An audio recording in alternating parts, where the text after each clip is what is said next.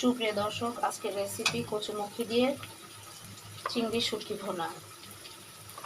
তো আমি প্রথমে এখন পেঁয়াজটা ভেজে নিচ্ছি। পেঁয়াজ কুচি নিয়েছি আমি 1.5 কাপ। এখন কিছু কাঁচামরিচ দিয়ে দিলাম।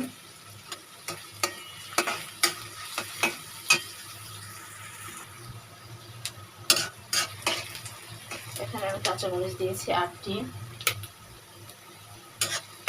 তো আপনারা যেমন ঝালটা যেমন খান ঠিক সেভাবে ঝালটা দিয়ে নেন।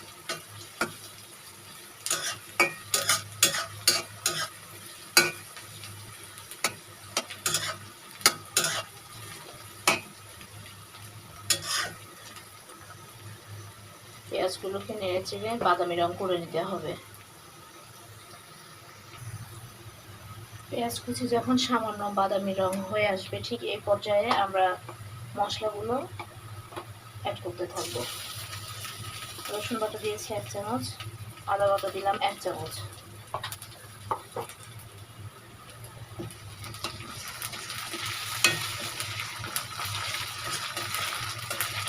এই পর্যায়ে এখন আমি দিব হলুদের গুঁড়ো 1 চামচ, 1 চামচ 1 চা চামচ। আচ্ছা, এবার আমি শুকনো মরিচের গুঁড়ো দিচ্ছি 1/2 চা চামচ।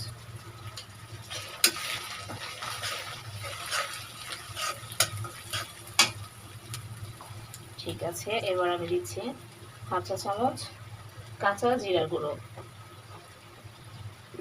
তারপরে আমি যেটা দেবো সেটা হলো 1/2 চা চামচ ধনিয়ার গুঁড়ো।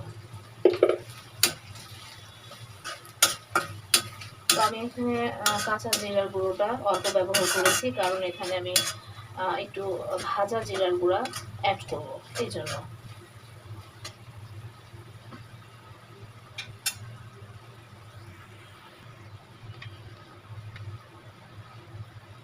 এখন সামান্য পরিমাণে একটু লবণ দিচ্ছি। বাদ বাকিটা আমি পরে টেস্ট করার পরে প্রয়োজন হলে আবার মিশাবো। আচ্ছা, তেজপাতা দিলাম 2টো, টুকরো করে নিয়েছি, 4 টুকরো হয়েছে।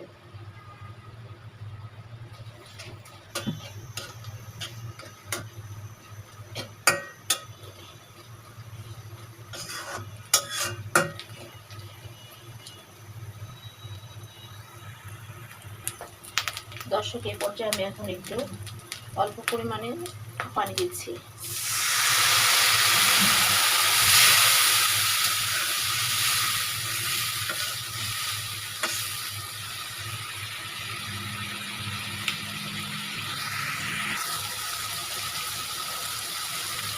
দর্শক, দেখতে পাচ্ছেন মশলাগুলো খুব সুন্দর একটা কালার আসছে।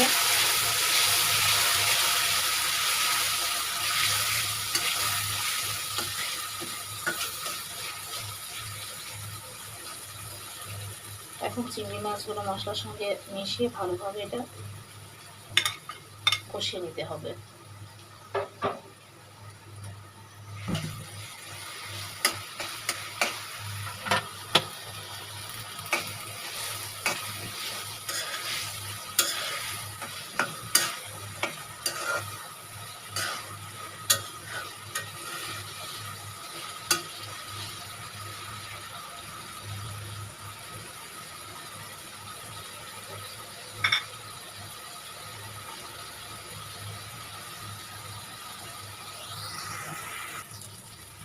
চিংড়ি মাছ আর মশলাগুলো ভালোভাবে সিদ্ধ হয়ে এলে এই পর্যায়ে আমি এখন এখানে অ্যাড করে দিচ্ছি সিদ্ধ করে রাখা কচুমুখিগুলো।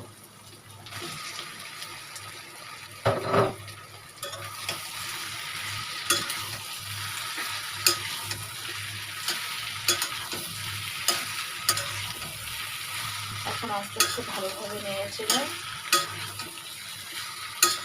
এটাকে মিশিয়ে নিতে হবে।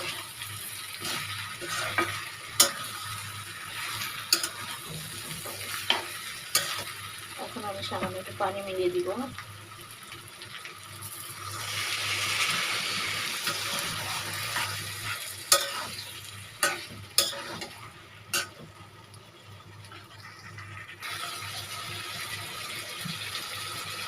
আর একটু পানি দিয়ে দিচ্ছি। খুব একটা সিদ্ধ করতে হবে না, যেহেতু কচুটা আগে থেকে সিদ্ধ করে নেওয়া আছে, এবং খুব অল্প সময়ে কচু তরকারি হয়ে যাবে ইনশাল্লাহ।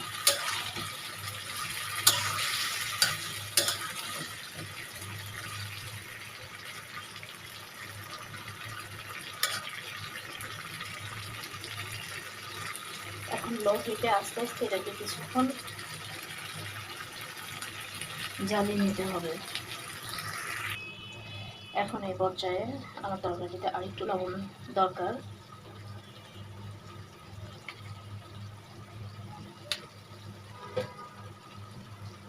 আর এখন আমি দিব টালা জিরা, 1 চা চামচ টালা জিরা।